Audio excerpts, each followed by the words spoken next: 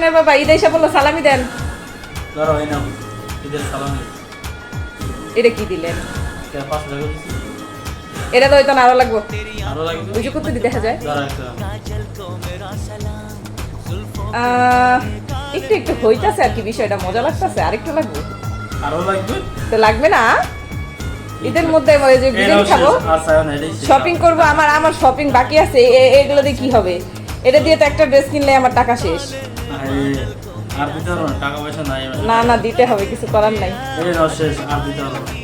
ওই যে আরেকটা আছে, ওইটা দিয়ে দেন। ওটা দিয়ে কি করবেন আপনি? দেন দেন, আরে দেন। এত কিপটামি করে কি করবেন? জীবনে এত কিপটামি লাগবে তো আমার কিয়ানের জন্য কিছু কিনতে হবে না। না না না, কিয়ানের কিনা লাগবো না। কিয়ানের অনেক ড্রেস আছে, আমার নাই। আমি গরিব মানুষ, আমার নাই।